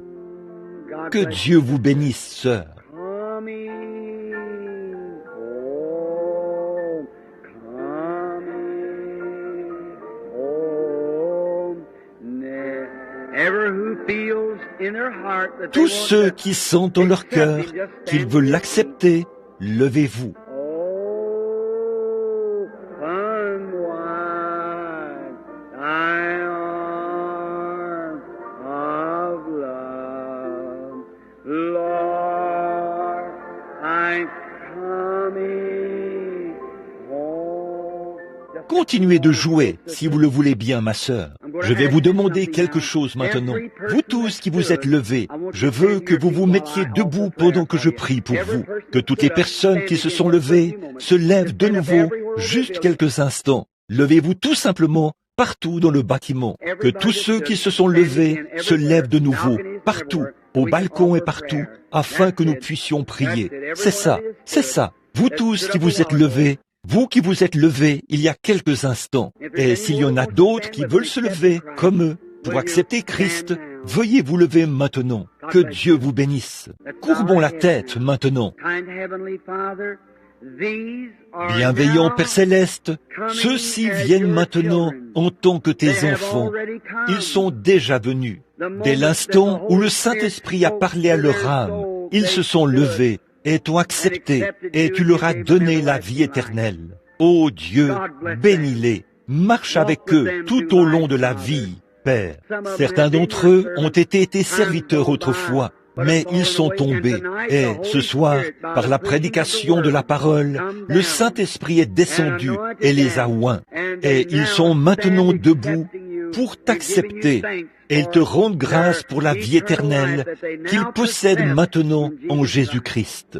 Merci, Père. Puisse leur vie être heureuse et agréable. Puisse la maladie rester loin de leur porte. Puisse-t-il avoir une vie longue et heureuse et entrer en paix dans le royaume de Dieu à la fin du monde. C'est au nom de Jésus-Christ que nous le demandons. Amen. Que Dieu vous bénisse. Et le peuple répondit, Amen. Que Dieu bénisse chacun. Si vous êtes assis près de quelqu'un qui s'est levé, serrez-lui la main, chrétien, et dites-lui combien vous êtes heureux pour lui. Nous n'avons pas d'espace ici pour les faire venir autour de l'autel. Nous n'avons pas du tout l'espace ici pour le faire. Que le Seigneur vous bénisse. Il y a beaucoup d'âmes. Maintenant, savez-vous, d'après la parole de Dieu, ce qui s'est passé au ciel à ce moment-ci? Les anges se réjouissent. Les drapeaux noirs de Satan ont été vaincus. Ils ont été terrassés et chassés. Et les anges et leurs drapeaux blancs de la victoire flottent au ciel ce soir. Et les cloches de la gloire retentissent. Elles font retentir des mélodies chaque fois qu'un pécheur vient à Christ. Que le Seigneur soit béni et loué à jamais. Oh là là! Je crois que nous allons avoir un vrai service de guérison maintenant. Oui? Quoi? Des cartes de prière? Moi, en tant que son serviteur, je prends chaque esprit qui est dans le bâtiment sous mon contrôle, pour la gloire de Dieu. La raison pour laquelle je dis ça, c'est que cela amène tout l'auditoire sous la protection du nom de Jésus-Christ. Si Satan devenait turbulent, vous verriez ce qui arriverait. Probablement qu'il quitterait tout de suite ce monde et qu'on les porterait pour passer cette porte. Vous voyez? Ainsi donc, vous devez être obéissants. Ne vous levez pas pour vous promener. Restez bien tranquille. Ces maladies passent d'une personne à l'autre. Vous qui étudiez la Bible, vous savez que c'est vrai. Voyez, on ne joue pas à l'église maintenant, et je ne suis pas responsable des critiqueurs ni des incrédules. Écoutez bien, je parle en son nom. Maintenant, l'ange du Seigneur est tout près. J'ai confiance que Dieu manifestera la résurrection de son Fils. Maintenant, approchez-vous. Sœur, alors que vous et moi, nous nous tenons ici tous les deux. Je suppose que nous sommes des inconnus l'un pour l'autre. Je ne vous connais pas, je ne vous ai jamais vu, mais Dieu nous connaît tous les deux. Vous êtes simplement quelqu'un qu'on a fait venir de l'auditoire. Quelqu'un vous a donné une carte de prière sur laquelle figurait un numéro. Vous avez reçu votre numéro, il a été appelé, et vous voici. En fait, vous n'avez pas besoin de carte de prière. Vous qui êtes assis dans l'auditoire, commencez simplement à prier, et voyez si le Saint-Esprit qui est dans l'église ce soir n'est pas exactement le même que celui qui était en Jésus-Christ. Voyez s'il n'est pas le même. S'il n'est pas le même, alors j'ai déformé l'évangile devant vous, ce qui fait de moi un faux témoin de la résurrection. Si Dieu confirme que c'est la vérité, alors j'ai dit la vérité, et Dieu a attesté que c'est la vérité. Maintenant, cette dame-ci m'est inconnue. Je ne l'ai jamais vue de ma vie. Elle ne m'a jamais vu, je suppose. Nous nous sommes simplement rencontrés ici, c'est tout. Je ne la connais pas. Dieu la connaît. Bon, quand notre Seigneur Jésus était ici une fois, il a parlé à une femme qu'il n'avait jamais vue de sa vie. Elle venait chercher de l'eau au puits et il a dit « Apporte-moi à boire ». Et il lui a parlé assez longtemps pour capter son esprit. Puis il lui a dit quel était son problème. Et elle a dit « Eh bien, je vois que tu es prophète ». Or, Jésus a dit « Vous ferez, vous aussi, les choses que je fais ». Jusqu'à la fin du monde. Une fois, un homme est venu dans sa ligne de prière. C'était un homme juste. Il lui a dit, « Tu es un chrétien, un brave homme, un homme honorable. » Il a dit, « D'où me connais-tu, rabbi ou révérend, docteur, peu importe comment vous l'interprétez. » Il a dit, « Avant que Philippe t'appelle, quand tu étais sous l'arbre, je t'ai vu. » Autrement dit, tu as prié avant de venir à la réunion, et je t'ai vu le faire. Il a dit, « Tu es le Fils de Dieu. Tu es le roi d'Israël. » Eh bien, si Jésus est ressuscité des morts, alors il fera la même chose. Maintenant, vous, dans l'auditoire, il est ici maintenant, l'ange du Seigneur. Vous en êtes maintenant conscient qu'il s'est passé quelque chose à cet instant précis. N'est-ce pas vrai? C'est vrai, il est ici. Maintenant, quant à vous guérir, ça, je ne le peux pas. Vous ne pourriez pas cacher votre vie, car vous n'êtes pas en présence de votre frère, mais en sa présence à lui. N'est-ce pas la vérité? Et vous le croyez de tout votre cœur. Et vous croyez que Dieu nous a envoyés ici pour essayer de vous aider. En plus d'être vous-même malade, vous avez un bien-aimé qui est malade. C'est votre mari. Il a une hernie, n'est-ce pas? Oui, vous êtes tous les deux guéris. Vous pouvez rentrer chez vous maintenant. Que Dieu soit avec vous et qu'il vous bénisse. Que Dieu vous bénisse, sœur. Une foi toute simple a touché et guéri cette femme. Venez. Bonsoir, sœur. Je suppose que nous sommes des inconnus l'un pour l'autre. Nous ne nous connaissons pas. Bon, je ne suis que votre frère. C'est pour votre bébé, c'est pour ça que vous êtes ici. Une ombre noire est suspendue au-dessus de ce bébé. Sa maladie est incurable, d'après les médecins. Croyez-vous qu'il me révélera ce qui ne va pas chez le bébé? Vous croyez cela de tout votre cœur? Il y a eu une sorte d'expérience faite à l'hôpital. Le bébé a subi une opération et c'est quelque chose dans ses intestins. Et il y a une sorte d'os ou quelque chose là qui ne va pas. Et le foie du bébé est maintenant enflé. N'est-ce pas vrai? C'est la vérité, n'est-ce pas? Bon, ce n'était pas moi qui ai dit ça. C'était simplement un abandon total à Jésus-Christ. Et sa présence est ici. Maintenant, la seule chose que je puisse faire, c'est d'implorer Dieu pour votre bébé. Vous acceptez la guérison du bébé? Ô Christ, Fils de Dieu, sois miséricordieux envers cet enfant qui se meurt. Puisse-t-il être rétabli ce soir même? Accorde, Seigneur Jésus, que tes bénédictions reposent sur lui et qu'il se rétablisse, car c'est au nom de Jésus-Christ que je le demande. Amen. Que Dieu vous bénisse, maman. Tenez-moi au courant de la situation du bébé, de ce qui s'est passé. Vous constaterez qu'un changement s'est opéré en lui dans les 24 prochaines heures. Maintenant, souvenez-vous de ce que je vous ai dit. Celui qui sait ce qui a été, il sait ce qui sera. Très bien. Venez, madame. Vous croyez de tout votre cœur? Vous croyez que le Seigneur Jésus-Christ est ici pour guérir et rétablir? Vous croyez que je suis son serviteur? Vous êtes consciente que vous êtes dans la présence de quelque chose d'autre que l'homme. C'est son esprit. Il se peut que l'auditoire ne comprenne pas ceci, mais observez l'expression du visage du patient lorsqu'il s'approche d'ici. Ce n'est pas parce que c'est moi. Je n'ai rien à voir là-dedans. Je ne suis qu'une voix. Mais cette femme-ci, ou qui que ce soit d'autre, comprend et reconnaît qu'il y a quelque chose de surnaturel ici. Et vous pouvez considérer cela comme un miracle. Qu'est-ce qu'un miracle? Quelque chose d'incompris. Maintenant, cette femme m'est inconnue, et je le suis pour cette femme. Nous ne nous connaissons pas. C'est peut-être la toute première fois que nous nous rencontrons. Mais Dieu nous a nourris tous les deux, depuis notre naissance. Madame, vous croyez que le même Seigneur Jésus, qui a parlé à la femme au puits, que j'ai représenté ici ce soir, et que 300 ou 103 âmes l'ont accepté comme sauveur. Vous croyez maintenant qu'il connaît votre cœur et qu'il sait tout ce que vous avez fait? S'il me révèle l'objet de votre requête en ce moment, l'accepterez-vous? Une névrose, pas vrai? Vous me croyez maintenant? Bon, voici autre chose. Vous êtes préoccupé par un bien-aimé. C'est un garçon. Et ce garçon souffre du cœur. Et il est membre d'une église ici, à Louisville, une église baptiste.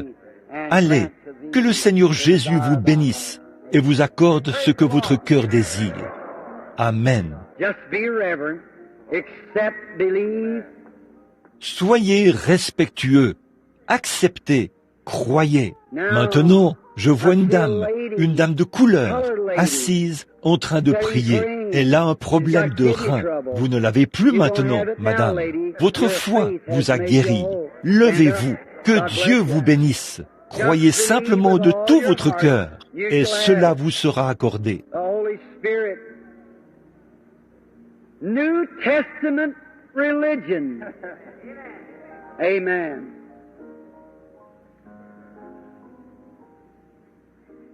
Le Saint-Esprit, la religion du Nouveau Testament. Amen.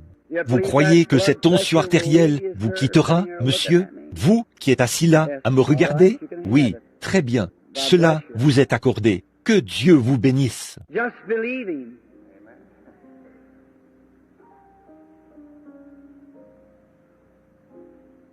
Croyez simplement en lui. Ayez la foi, sœur. Vous qui êtes assise là et qui regardez par ici tout en priant, il y a quelque chose qui ne va pas avec votre gorge, n'est-ce pas?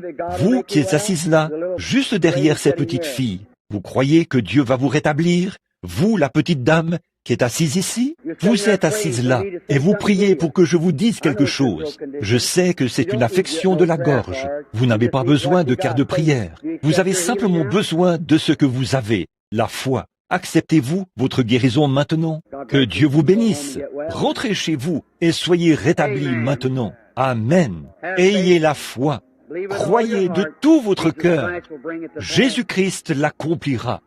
Oh, je l'aime. Pas vous? All right. Très bien. Come, mister. Venez, monsieur. Have faith in God. Ayez foi en Dieu. Croyez de tout votre cœur. Dieu l'accomplira. Bonsoir, monsieur.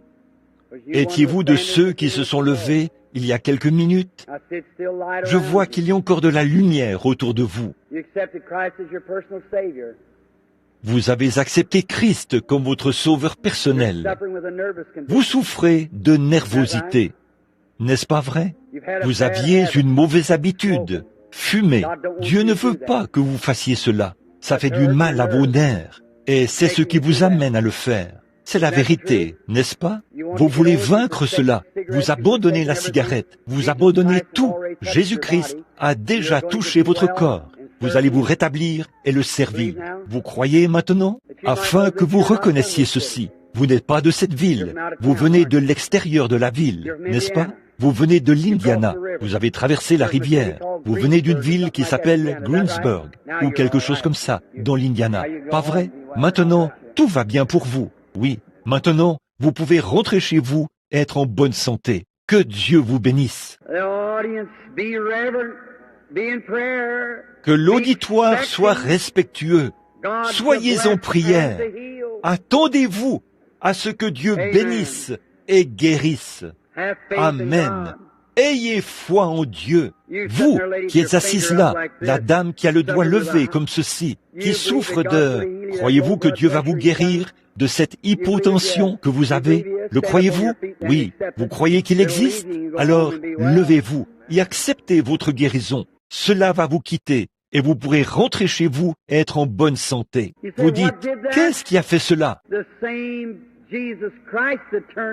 Le même Jésus-Christ qui s'est tourné vers la femme qui avait la perte de sang et a dit, ta foi t'a sauvé. Il a dit qu'il sait toutes choses et qu'il les révèle selon son bon vouloir. Très bien. Amenez votre passion. Ayez la foi. Bonsoir, monsieur. Croyez-vous que je suis son serviteur? Vous croyez que vous êtes dans sa présence, non pas celle de votre frère, mais vous êtes conscient qu'il se passe quelque chose? Quelqu'un a dit à l'instant que je lisais dans votre pensée. C'est faux. Jésus-Christ connaissait leurs pensées. Pas vrai? Les gens ne pensent pas à leurs péchés et aux choses qu'ils ont faites. C'est le Saint-Esprit. Très bien, monsieur. Regardez par ici et croyez. Sommes-nous des inconnus l'un pour l'autre? Nous ne nous connaissons pas. Nous ne nous sommes probablement jamais vus de toute notre vie, juste au cours de cette réunion. Alors, s'il y a quoi que ce soit à votre sujet, peu importe ce que c'est, votre maladie ou quoi que ce soit d'autre, Dieu seul le saurait. En ce qui me concerne, je ne sais pas. Mais je vois qu'on vous transporte à l'hôpital. Vous venez juste de quitter un hôpital. Il y a quelque chose qui ne va pas dans le sang. Les globules sanguins se brisent, ou quelque chose comme ça. Et vous avez je vous vois dans un lit, et quelque chose est suspendu près de vous. C'est quelque chose qui tombe goutte à... C'est du sang. Je vois 1, 2, 3, 4, 5, 6, 7 transfusions sanguines que vous venez de recevoir. Est-ce vrai? C'est la vérité. Votre femme est malade. Elle souffre d'arthrite et de problèmes de foie. Pas vrai? Et vous n'êtes pas de cette ville. Vous venez d'un endroit sur le bord de la rivière, en amont, de Cincinnati, dans l'Ohio. Vous vous appelez Berghaus. Vos initiales sont R.P. Rentrez chez vous et soyez en bonne santé. Jésus-Christ vous a guéri. Ayez foi en Dieu. Lui dire son nom. Jésus-Christ n'a-t-il pas dit à Pierre, « Tu es Pierre » Maintenant, soyez respectueux, mes amis. Les visions affaiblissent tellement. Vous avez assisté aux réunions cette semaine et vous savez de quoi je parle. Ayez simplement foi en Dieu. Croyez. Et il y avait quelque chose, juste un instant. Je vois une dame devant moi. Non, c'est cette dame qui est assise juste ici, au bout. Ce n'est pas vous, c'est quelqu'un d'une autre apparence. C'est une bien-aimée qui est à l'hôpital et elle a un cancer. C'est une dame, elle est mourante. C'est votre belle-sœur, pas vrai? Si c'est vrai, levez-vous maintenant et acceptez la guérison pour votre belle-sœur qui est à l'hôpital. Le Seigneur Jésus-Christ qui sait tout cela. Très bien, sœur, vous qui êtes en train de taper des mains et de vous réjouir. Il y avait quelque chose qui n'allait pas avec vos mains, n'est-ce pas? Très bien. Elles sont guéries maintenant et vous pouvez rentrer chez vous. Et vous qui êtes assise là, à côté d'elle, vous aviez des calculs biliaires, n'est-ce pas, madame? Vous qui êtes assise là, levez-vous. Vous aussi, vous pouvez rentrer chez vous et être rétablis. Cela vous quitte au nom du Seigneur Jésus-Christ. Croyez seulement. Tout est possible à ceux qui croient. Ayez foi en Dieu. Amenez la dame. Vous croyez, madame, alors que vous vous avancez, vous acceptez Jésus comme sauveur et vous m'acceptez comme son prophète. Alors, si c'est le cas et que j'ai rendu témoignage de la résurrection de Jésus-Christ, celui qui s'est tenu là, qui a parlé à la femme au puits et qui a su exactement quel était son problème, il lui a dit, « Va chercher ton mari ». Elle a dit, « Venez voir un homme qui m'a dit tout ce que j'ai fait. » Il ne lui a jamais dit tout ce qu'elle avait fait, mais il savait, selon ce que le Père allait lui révéler, tout ce qu'elle avait jamais fait. Est-il le même Seigneur Jésus ressuscité? Vous avez eu un accident. Non, vous avez eu quelque chose comme... Vous avez été... C'est le Saint-Esprit que vous recherchez. Le baptême du Saint-Esprit. C'est exact. Et vous avez... J'ai vu quelque chose. Vous avez aussi de l'hypertension, n'est-ce pas? Juste un instant. Une vision est apparue devant moi. Oh, c'est la femme qui est assise là, en train de prier. C'est vous qui avez eu... Vous vous êtes fait mal au pied, n'est-ce pas? Un accident, et vous avez été blessé au pied, pas vrai? Et vous avez des problèmes de reins, pas vrai? Cela s'est déplacé vers cette femme. Vous serez toutes les deux rétablies. Jésus-Christ. Alléluia! Oh, le glorieux et incomparable Seigneur Jésus-Christ, qui a sauvé votre âme il y a quelques instants. Il confirme sa présence. Amen. Vérifiez sur l'enregistrement et voyez si ce qu'il dit n'est pas la vérité.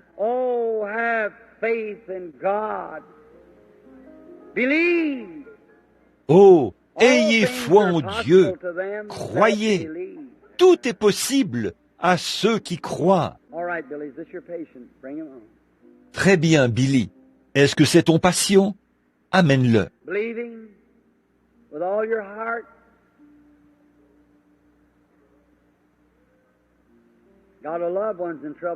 Croyez-vous de tout votre cœur? Vous avez un bien-aimé qui a aussi des ennuis, n'est-ce pas?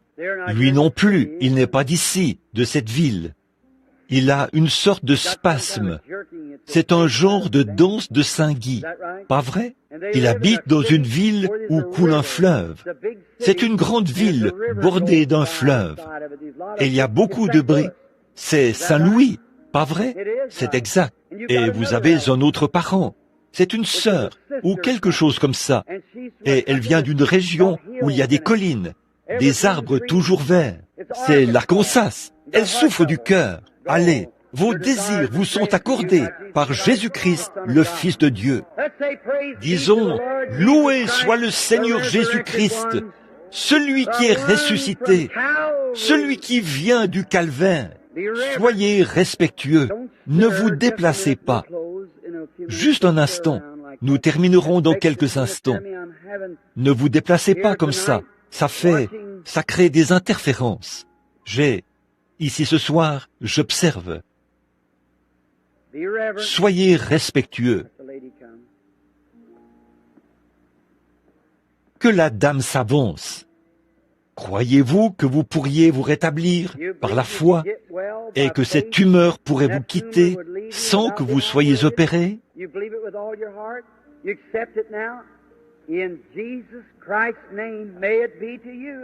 Vous croyez cela de tout votre cœur? Vous l'acceptez maintenant? Au nom de Jésus-Christ, qu'il vous soit fait comme votre foi l'a déclaré. Amen. Monsieur, vous qui êtes assis là, avec la cravate rouge, vous souffrez d'une hernie. Vous croyez que le Seigneur Jésus vous rétablit? Vous acceptez cela? Vous venez aussi de l'extérieur de la ville. Je vois que vous venez aussi du bord de la rivière, en amont, de Cincinnati. Pas vrai? Très bien. Comme vous travaillez ensemble, levez-vous tous les deux maintenant même et soyez rétablis au nom de Jésus-Christ. Que Dieu vous bénisse. Cette chose vous quitte. Rentrez chez vous. Soyez en bonne santé. Venez, madame. Ayez la foi. Vous croyez que ce problème gynécologique vous a quitté? Vous acceptez Jésus comme votre guérisseur pour ça maintenant? C'était un abcès qui coule. Et ce serait très rapidement devenu un cancer. Mais votre foi vous a sauvé. Maintenant, allez, donnez la louange à Dieu pour cela, et tout ce que vous demanderez vous sera accordé. Venez, monsieur, croyez de toute votre âme. Si Dieu révèle votre problème, accepterez-vous votre guérison?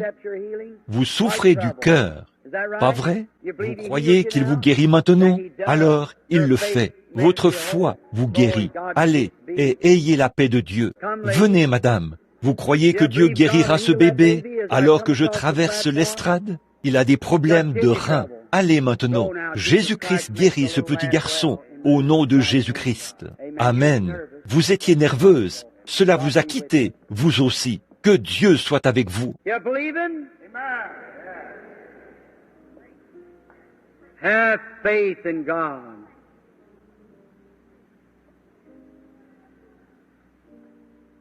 Vous croyez en lui? Ayez foi en Dieu. Vous voulez vous remettre de ce problème de bronche? Vous croyez que Dieu vous en guérit? Si vous le croyez de tout votre cœur, levez-vous, madame. Acceptez votre guérison. Que Dieu vous bénisse. Vous pouvez rentrer chez vous maintenant, être rétabli. Très bien. Croyez-vous de tout votre cœur? Accepterez-vous votre guérison si Jésus-Christ, qui parle, révèle votre problème? Nous sommes des inconnus l'un pour l'autre, mais il connaît votre problème. Vous avez un problème féminin, gynécologique, au niveau de l'utérus et de l'ovaire. Allez maintenant, Dieu vous a rétabli. Votre foi vous sauve, madame, au nom de Jésus-Christ. Disons, gloire au Seigneur. Chacun de vous peut être rétabli en ce moment, si vous croyez. Maintenant, madame, levez-vous là où vous êtes. Regardez par ici. Tout cet auditoire, un grand pourcentage de ces gens souffrent de nervosité. Parfois, vous avez l'impression que vous allez perdre la tête, n'est-ce pas? Vous devenez tellement nerveuse. Récemment, vous avez laissé tomber quelque chose. C'était un plat ou quelque chose que vous teniez en marchant. Mais maintenant, Jésus-Christ vous en a guéri et vous en êtes conscient. Alors, continuez votre chemin et réjouissez-vous. Maintenant, au nom de Jésus, le Fils de Dieu, je défie chaque croyant ici de croire que ceci est la vérité. Le croyez-vous? Eh bien, dans ce cas, si ceci est la vérité confirmée de Dieu, écoutez-moi.